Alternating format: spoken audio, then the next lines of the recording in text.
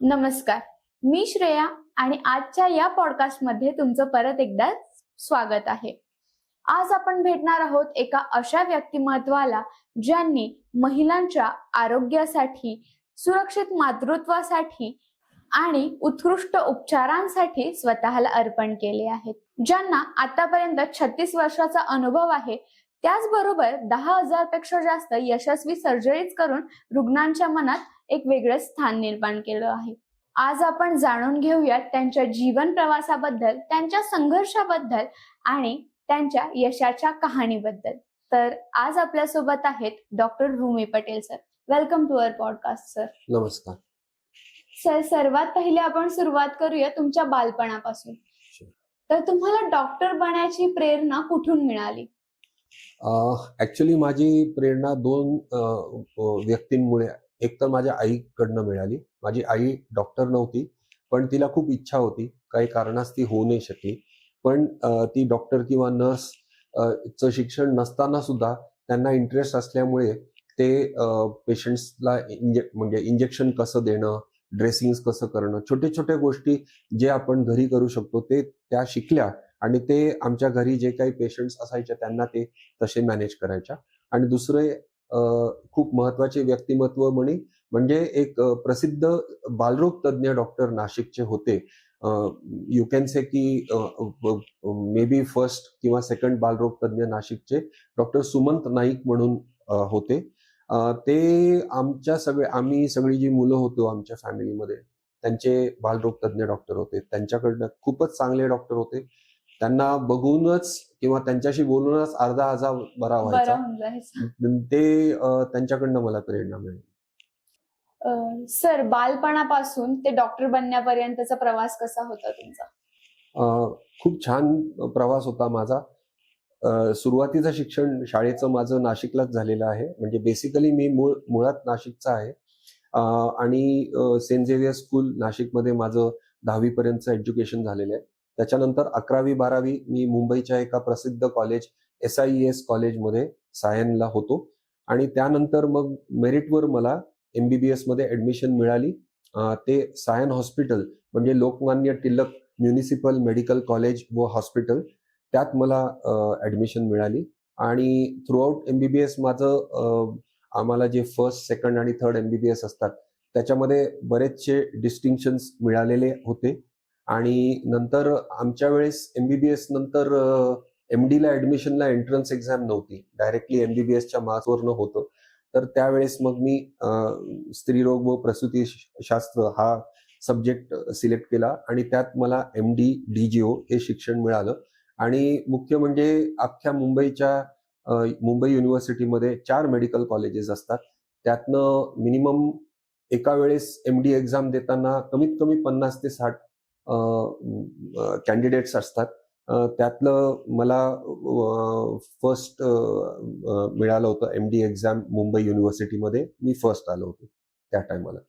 त्यानंतर मग 1 वर्षासाठी मी एक्सपिरियन्स अजून मिळावा म्हणून मी साऊथ मुंबईला जिथे ब्रिज कँडी हॉस्पिटल प्रसिद्ध हॉस्पिटल आहे तिथे मी काम केलंय. तिथे डॉक्टर RP सुनावाला म्हणून एक खूप प्रसिद्ध भारताचे डॉक्टर आहेत की ज्यांना पद्मश्री पण मिळालेला आहे. त्यांच्या खाली मी काम केलेलं आहे आणि तो खूपच एक चांगला एक्सपिरियन्स होता त्यांच्याकडनं मला. त्यानंतर मी नाशिकला आलो. आणि आता नाशिकमध्ये? हो, आता मी नाशिकला गेले 36 वर्षापासून प्रायव्हेट प्रॅक्टिस करतोय. आणि आधी माझं हॉस्पिटल शालिमारला होतं. नंतर ते हॉस्पिटल एक्सपांड करून आता 15 बेडेड हॉस्पिटल माझं ND पटेल रोडला आहे. सर, MBBS आणि त्यानंतर गायनेकोलॉजिस्ट हे क्षेत्र निवडण्यामागचं नेमकं कारण काय होतं? कारण म्हणजे ऍक्च्युली मला एक तऱ्हेने मला एक बालरोग तज्ज्ञ व्हायचं पण विचार एक होता, कारण मला प्रेरणा मिळाली होती डॉक्टर सुमंत नाईककडनं. पण नंतर मला लहान मुलांना आजारी बघताना कसं तरी व्हायचं, म्हणजे I was not able to, मला ते बरंच दुःख व्हायचं की एवढी छोटी मुलं आणि त्यांना दुःख होत आहेत म्हणून. तर समाव मग मला इन्क्लिनेशन गायनेकॉलॉजी म्हणजे प्रसूतीशास्त्राकडे जास्त मिळालं, कारण हा एकमेव ब्रांच आहे की जिथे लोक फक्त आजारासाठी येत नाही, प्रसूतीसाठी, प्रेग्नन्सी प्रसूतीसाठी येतात. जेव्हा एखाद्या पेशंटला ट्रीटमेंट द्यायची असेल तर त्यांच्यासोबत तयार होणारा बॉन्ड म्हणजे त्यांच्या पहिल्या मंथ पासून ते 9 महिन्यांची जर्नी असा बरोबर. काहीतरी एक वेगळाच बॉन्ड क्रिएट होत असेल ना, हो, तर हो. त्याबद्दल तुम्ही काय सांगाल?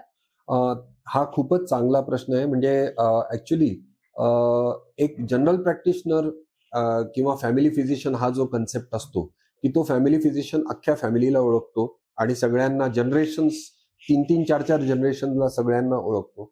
तसं आमचं पण होतं. असं मला वाटतं कुठल्याही स्पेशलाइज्ड फील्डमध्ये अशी ब्रांच नाहीये, आमची गायनेकॉलॉजी ब्रांच सोडून, की जिथे आमचे तसे रिलेशन्स डेव्हलप होतात अख्ख्या फॅमिलीशी. कारण त्यांचे पिढी त्यांचे म्हणजे आता मी ज्या स्त्रीला ची डिलिव्हरी केलेली आहे आणि तिची मुलगी झाली आहे. आता तिची पण डिलिव्हरी मी केलेली आहे. बापरे!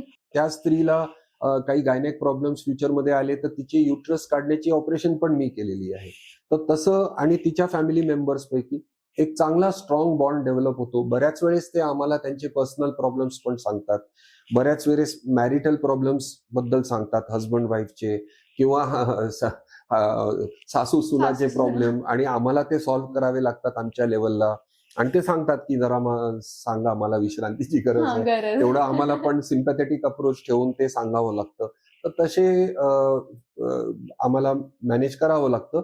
ॲट द सेम टाईम आम्ही खूप जास्त इन्व्हॉल्व पण नाही होऊ शकत ऑब्व्हियसली आणि खूप जास्त इंटरफिअरन्स नाही वाटलं पाहिजे त्यांना. बरोबर. तेवढं. आम्ही फक्त एक सजेस्ट करू शकतो तेवढंच. या करिअरमध्ये तुम्ही जेव्हा काम करत होते, तेव्हा तुम्हाला असं कधी वाटलं, की हा एक पॉइंट आहे किंवा ही एक मोमेंट आहे, याने मला खूप सारं समाधान मिळालं, की वॉव! मी हे क्षेत्र निवडलं आणि याचा मला आज अभिमान आहे. असा मोमेंट कोणता होता? मला तसे तर ॲक्चुअली मला ना फ्रँकली प्रत्येक डिलिव्हरीला असं वाटतं, की खूप चांगलं केलं, की मी हा ब्रांच निवडला. निवडली. अजूनही मला कंटाळा बिलकुल येत नाही. कित्येक माझे कलीग्स आहेत जे गायनेकॉलॉजिस्ट आहेत. ते म्हणतात, "आता मला कंटाळा आला हे रोज रात्री उठायचं, डिलिव्हरी करायची." मला असं कधीच वाटत नाही. मला अजूनही आनंद वाटतो डिलिव्हरी कंडक्ट करायला. याच कारणाने, की एक बेबीला आपण जन्माला आणतो, या दुनियेत आणतो. त्याच्यापेक्षा जास्त हॅपीनेस कुठेही मिळत नाही. पण तसे तर बरेचसे अवॉर्ड्स मिळालेले आहेत मला या क्षेत्रामुळे. मला एक दर वर्षाला नाशिकला एक डॉक्टर गुप्तेंच्या नावाने एक अवॉर्ड असतो, तो मिळालेला आहे. आणखीन देवळालीला मी खूप वर्ष ऑनररी सर्व्हिस केली आहे without any charges. Deolali cantonment हॉस्पिटलला 10 वर्षापेक्षा जास्त मी ऑनररी सर्व्हिस केलेली आहे. ते मी नाशिकवरनं देवळालीला रात्रीच्या टायमाला मिडल ऑफ द नाईटला सिंपल एक फॉरसेप्स डिलिव्हरीसाठी सुद्धा गेलेलो आहे. कधी कंटाळा न करताना किंवा नाही म्हटलेलं नाहीये मी कुठलाही.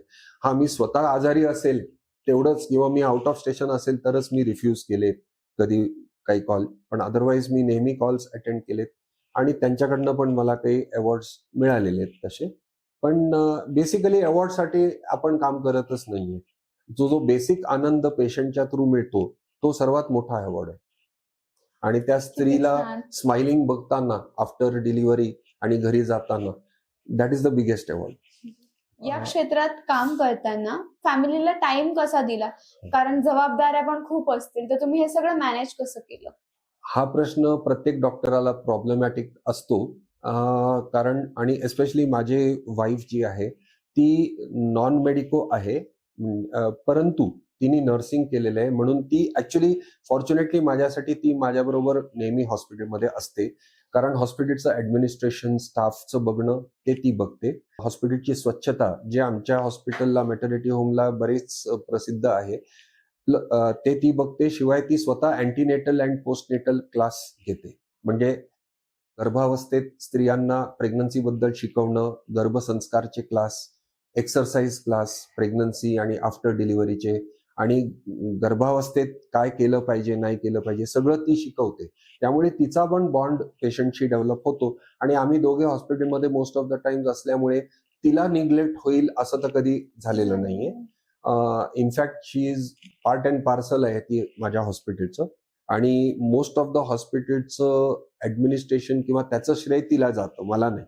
म्हणजे ते म्हणतात, की behind every successful man behind there नाही, is in front of front every of man. Every man In front of every man there is there a is a woman, successful. and especially because I am treating women, तो I think I should give more respect to women only. तर not behind, they are in front असं म्हटलं पाहिजे. आणि सुदैवाने देवाने मला 2 मुली दिलेल्या आहेत. अरे सो आय एम वा, always with Blessed women you. In my life and I am very happy about that. आणि मी तर नेहमी पेशंटलाच तेच म्हणतो की तुम्हाला प्रत्येक जोडप्याला एक तरी मुलगी पाहिजे. म्हणजे ज्याला 2 मुलं असतील तो बिचारा सर्वात अनलकी माणूस असेल असं म्हणायला पाहिजे. तर मुलींना तेवढा वेळ नाही देऊ शकलो मी शाळेत असताना. पण लेटर ऑन जेव्हा ते कॉलेजमध्ये गेले आणि बाकीचं त्यांचं जे शिक्षणात त्यात बऱ्यापैकी इन्व्हॉल्व होतो मी त्यांच्या लग्नापर्यंत वगैरे. आणि अजूनही त्यांना कधी काही प्रॉब्लेम आले लाईफमध्ये तर सर्वात पहिले ते फोन उचलून मलाच फोन करतात. आणि तर त्यामुळे तसा इन्व्हॉल्वमेंट आहे. अजून एक गोष्ट मला असं वाटतंय की डॉक्टर्स एकदा त्यांच्या फील्डमध्ये बिझी राहिले की सुट्टीच्या दिवसांना, वीकेंड्सला त्यांनी त्यांच्या फॅमिलीसाठीच ठेवलं पाहिजे. म्हणून मी स्वतःला लायन्स क्लब, रोटरी क्लब आणि या बऱ्याचशा सोशल ऑर्गनायझेशन मध्ये गेलो नाही या कारणाने की फॅमिलीला टाइम दिला पाहिजे. आणि ऑफकोर्स त्या ऑर्गनायझेशन पण चांगले आहेत, ते सोशल वर्क करतात. पण आम्ही ऍज सच आपल्या दृष्टीने पण आपण आपल्याकडनं पण पर्सनली सोशल वर्क करू शकतो. आजच्या तरुण डॉक्टरांना आणि मेडिकल फील्डच्या विद्यार्थ्यांना तुम्ही काय शिकवण द्याल? सर्वात मोठी शिक्षण म्हणजे आता हल्लीच्या मेडिकल फील्डमध्ये I am sorry to say but the medical एज्युकेशनला पूर्ण मेस करून ठेवलेलं आहे. आणि त्याच्यामुळे ते NET द्या, हे करा, ते करा. खूप डिफिकल्ट आहे. By the time pass out होतात मोस्ट ऑफ द टाइम्स ते शिकतच राहतात, पुस्तकांमध्येच राहतात आणि एक्सपिरियन्स तेवढा मिळत नाही जेवढा आम्हाला मिळायला. ते मिळत नाही, समाव त्यांना मिळत नाही. म्हणजे आता फ्रेशली पास्ड आउट पर्सन असेल आणि त्याला लगेच काही एखादं ऑपरेशन करायला लागलं तर आय डोंट नो खरंच तो किती कॉन्फिडंट असेल किंवा किती कॉम्पिटंट असेल करण्यात. तो एक थोडा प्रॉब्लेम आहे. पण मी सगळ्या न्यूली पास्ड आउट डॉक्टर्सना हेच सांगेन की हार्डवर्कला काही पर्याय नाही. शिक्षण आहे, ठीक आहे, तुम्ही अभ्यास खूप करा, हरकत नाही.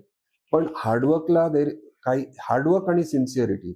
आता बरेच लोक फक्त मेडिकल फील्डमध्ये नाही, मी सगळ्या फील्डमध्ये बघतोय, समाव त्यांना प्रॅक्टिकल एक्सपिरियन्स कमी आहे. इंजिनियर्सला सुद्धा नुसतं लेबल लागलेलं आहे की ओके BE झालेले आहे किंवा MBBS झालेत किंवा MD झालेले, पण experience is lacking. So that will come only by hard work. तुम्हाला स्ट्राईव्ह करायलाच पाहिजे तुमच्या फील्डमध्ये. आणि जे आपण म्हणतो ना गधा मजुरी, ती केल्याशिवाय बरोबर हे होत नाही. सर, आजचा हा आपला जो पॉडकास्ट झाला तो अतिशय प्रेरणादायी होता आणि खूपच सुंदर झाला. तुमचं स्ट्रगल लिटरली हॅट्स ऑफ करण्यासारखं आहे. तर थँक्यू सो मच, तुम्ही आम्हाला सगळ्यांना एवढा प्रेरणादायी अनुभव दिला आणि मोटिवेशन दिलं. Thank you so much. थँक्यू आणि नमस्कार.